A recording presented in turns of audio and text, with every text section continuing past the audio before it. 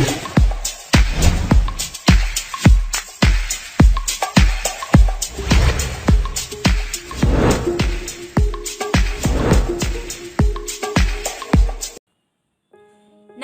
मेरा नाम ऋचा दीक्षित है and I am a nutrition coach. I believe in spreading health and happiness. But कई बार क्या होता है, आप चाह कर भी, जब भी आप अपने काम में इन्वॉल्व होते हैं, आप चाह कर भी अपने काम को उतनी अच्छी तरह नहीं कर पाते हैं. जब आपको लगता है कि दुनिया में ऐसी बहुत सारी चीज़ें हैं जहाँ पर अब नहीं बोले तो कब, और कब तक आप उन चीज़ों को नज़रअंदाज करते रहेंगे, या कब तक आपके दिमाग में जो क्वेश्चंस हैं वो आप किसी से नहीं पूछेंगे, कब तक.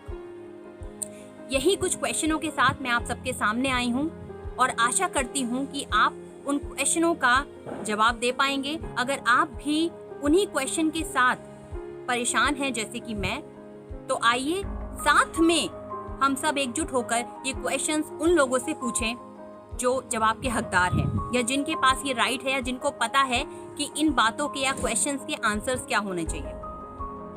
सबसे पहला मेरा क्वेश्चन है रेप केस को लेके. आपको भी पता है, मुझे भी पता है, आजकल रेप केसेस बहुत ज़्यादा बढ़ते जा रहे हैं. और रेप केसेस एक्चुअली पहले भी होते थे, अभी भी हो रहे हैं और होते रहेंगे जब तक कोई ऐसा कानून नहीं बन जाता कि लोग रेप करने से पहले डर डर कांपें, या उनको इतना डर लगे कि नहीं, उस लड़की को बिल्कुल भी टच नहीं करना है, चाहे उस लड़की ने कुछ भी किया हो. कई बार लोग रेप केस बोल के ये करते हैं कि उस लड़की ने मुझे धोखा दिया, उस लड़की ने मुझे टॉर्चर किया, उस लड़की ने मेरे साथ खिलवाड़ किया है. आई टोटली अंडरस्टैंड, बट आपके हाथ में कोई ऐसा राइट नहीं होता है कि आप उस लड़की की जान ले लें या उसके साथ गलत बर्ताव करें. कानून व्यवस्था हम लोग मानते हैं कि अभी भी जिंदा है और होनी चाहिए, लेकिन कई बार उस पर भी डाउट उठता है. हम लोग सोचने पे मजबूर हो जाते हैं कि क्या कानून व्यवस्था इतनी सही है कि सही न्याय किया जाएगा, क्या सही चीजों को सामने लेके आया जाएगा. क्यों रेप केस अभी तक बंद नहीं हो पा रहे हैं या कम नहीं हो पा रहे हैं. क्यों सिर्फ उन्हीं लड़कियों के बारे में पता चल पाता है जो रास्ते में या तो न्यूड मिलती हैं या गलत इतनी गंदी हालत में मिलती हैं कि उनको देखा नहीं जाता है, और जो इस दुनिया से चल बसी होती है. क्यों उन्हीं लड़कियों के बारे में हम एक्शन लेते हैं जब पूरी जनता अगेंस्ट हो जाती है, पूरी जनता एक साथ सवाल करती है और एक्शन लेने के लिए गवर्नमेंट को, पुलिस को मजबूर करती है. क्यों उन लड़कियों का नाम बाहर नहीं आता जो रेप केस गांव में होते हैं, छोटे छोटे कस्बों में होते हैं, जिनकी कोई पहचान नहीं होती है. क्यों उन लड़कियों का नाम बाहर नहीं आता, और आता भी है और उनके साथ अगर कुछ होता है, पहली बात तो उन्हें कोई मोटिवेट करने वाला नहीं होता है, क्योंकि मोस्ट ऑफ द टाइम उनकी फैमिली, उनके रिलेटिव्स ये बोलते हैं कि बदनामी हो जाएगी, बाहर मत जाओ. और कई बार लोग उन्हें मोटिवेट करके ये बोलते भी हैं कि तुम एफआईआर दर्ज कराओ. तो एफआईआर दर्ज कराने के लिए उनको हजारों पुलिस स्टेशन के चक्कर काटने पड़ते हैं और पता नहीं कितने गंदे तरीके के उन पे इल्जाम लगाए जाते हैं, उनसे क्वेश्चन पूछे जाते हैं. आई कंप्लीटली अंडरस्टैंड कि कई बार लड़कियां गलत भी बोलती हैं, कई बार लड़कियां फंसाती भी हैं लड़कों को. बट एक बार इन्वेस्टिगेशन होने के बाद अगर ये पता चल जाता है कि वो रेपिस्ट है या उसने गलत काम किया है, तो उसको ऐसा कानून क्यों नहीं बनाया जाता कि उसका एग्जाम्पल सबके सामने सेट किया जाए और कोई भी इंसान रेप करने से पहले 1000 बार सोचे.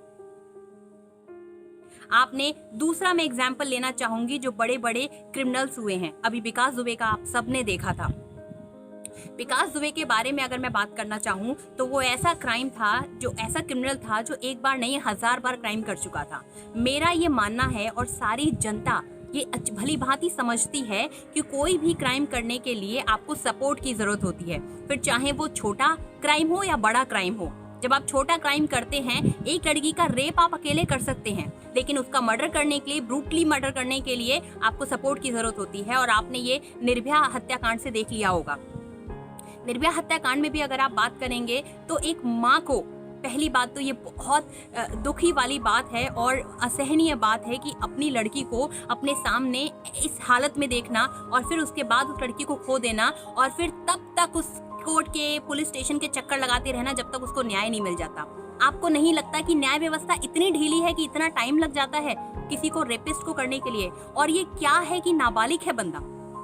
ये हम कैसे कह सकते हैं? जो बंदा किसी का रेप कर सकता है, वो चाहे 12 साल का क्यों ना हो, 15 साल का क्यों ना हो, क्रिमिनल इज क्रिमिनल, चाहे वो नाबालिग हो या ना हो. जो इतना गंदा काम करने के लिए बालिग हो सकता है या उसको समझ हो सकती है, उसको हम नाबालिग कैसे बोल सकते हैं? इसी तरह से बहुत सारे क्वेश्चन है दिमाग में. अगेन मैं विकास दुबे पर अगर आना चाहूंगी तो विकास दुबे के लिए सिर्फ एक छोटा सा मैं क्वेश्चन ये पूछना चाहूंगी आप लोगों से, अगर आप लोग इस क्वेश्चन में हेल्प कर सकते हैं कि अब तक वो क्राइम हो रहा था और इतने बड़े लेवल पे क्राइम हो रहा था, तो तब उसके बारे में एक्शन क्यों नहीं लिया गया? जब एक साथ 7 पुलिस वालों को या पुलिस वालों की जब उसने हत्या की, तभी वो मामला उछल के क्यों आया? तभी उसका एनकाउंटर क्यों किया गया? तभी उसको पकड़ने की साजिश क्यों की गई? क्या है हमारे पास इन बातों का जवाब? क्यों ये चीजें नहीं सुधारी जा रही हैं और क्राइम होता जा रहा है? और ये होता ही रहेगा जब तक न्याय व्यवस्था, कानून व्यवस्था ऐसी नहीं बन सकती।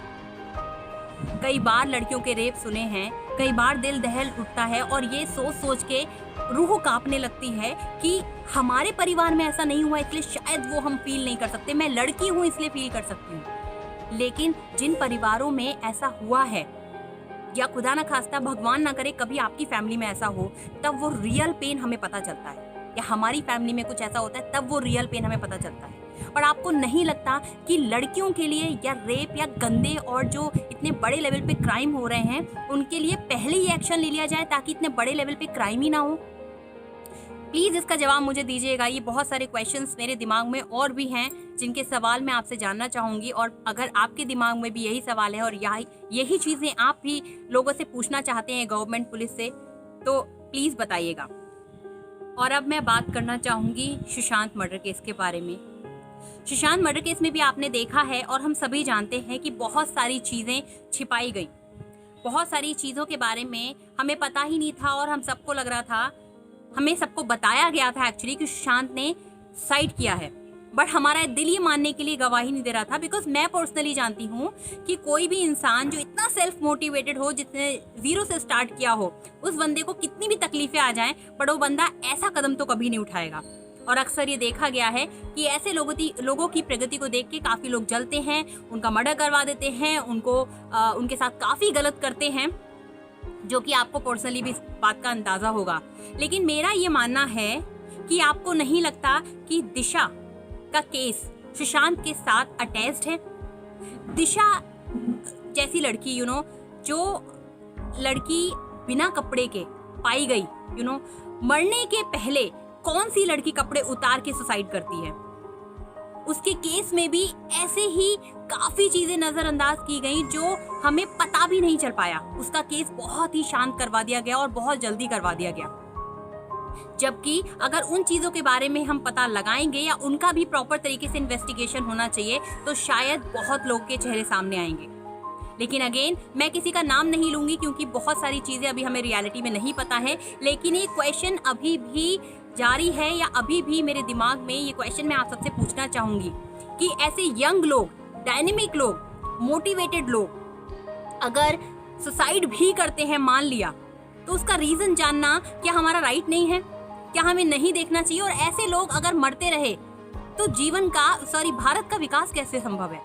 भारत में ऐसे कहां से आप लोग ढूंढ के लाएंगे जो लोगों की हम अभी भी कद्र नहीं कर रहे हैं, हम टैलेंट की कद्र नहीं कर रहे हैं, और लोगों की मौत इतनी आसान हो गई है, या लोगों की मौत पर हमें ये नोटिस भी नहीं कर रहे हैं आधे से ज्यादा लोग, या पुलिस या बड़े बड़े लोग, कि ऐसा क्यों हो रहा है?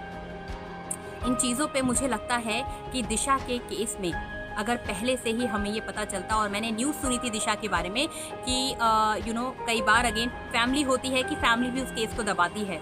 तो मैं ये बोलना चाहूँगी उन सारे पेरेंट्स को जिनकी बेटियों के साथ कुछ ना कुछ ऐसा हुआ है, या दिशा ने अगर सुसाइड भी किया है, तो उनकी माँ को उस सच जानना ज़रूरी है।